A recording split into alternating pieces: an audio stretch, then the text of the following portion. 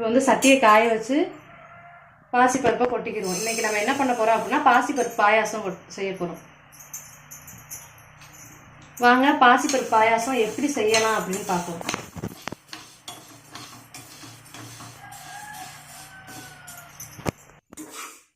பருப்பை வந்து இப்போ நல்லா பொன்னிறமாக வறுத்தாச்சு.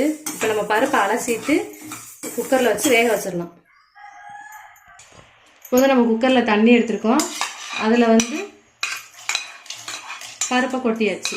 இப்போது நம்ம வந்து பருப்பு வந்து அந்த கப்புக்கிட்ட 1 கப்பு எடுத்தோம். அந்த கப்புக்கிட்ட 3 கப் அளவு தண்ணி வச்சுருக்கேன். நீங்களும் அதே அளவு வச்சுக்கோங்க.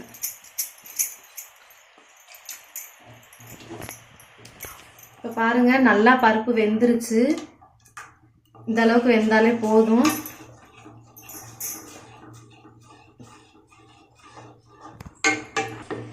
இப்போ பாருங்கள், பருப்பு நல்லா மசிஞ்சு வெந்துருச்சு.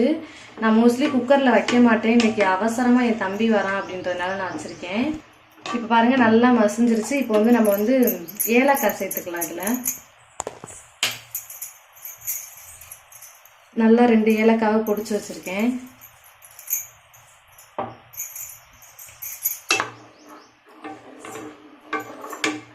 உங்களுக்கு பிடிக்கும் அப்படின்னா தேங்காய் பால் சேர்த்துக்கோங்க.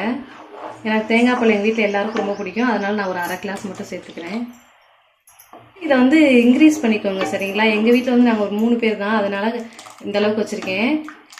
என் தம்பி வேணா, அவங்க 2 பேர் வராங்க, 5 பேர் போதும் எங்களுக்கு. இப்போ இதில் வந்து நம்ம முந்திரி திராட்சை வந்து சேர்த்துக்கலாம். நான் வந்து பாதாமும் திராட்சையும் வறுத்து வச்சுருக்கேன்.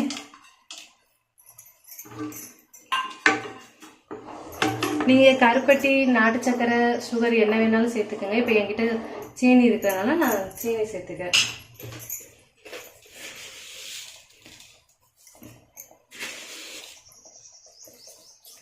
எங்கள் வீட்டில் எல்லாருக்கும் கம்மியான இனிப்பே போதும். அதனால் 2 ஸ்பூனும் கொஞ்சமாகவும் நான் சேர்த்துருக்கேன். உங்களுக்கு எவ்வளோ இனிப்பு தேவையோ அந்த அளவுக்கு நீங்கள் சேர்த்துக்கோங்க.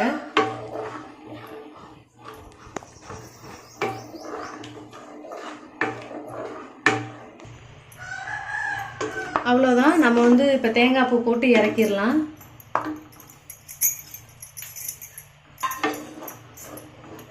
மணமான டேஸ்டியான ஹெல்த்தியான பருப்பு பாயாசம் ரெடி.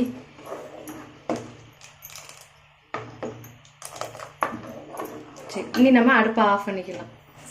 பாருங்கள், பருப்பு பாயாசம் ரெடி ஆயிடுச்சு. இதே மாதிரி நீங்களும் செஞ்சு பார்த்துட்டு எப்படி இருந்துச்சுன்னு சொல்லுங்கள். டாட்டா.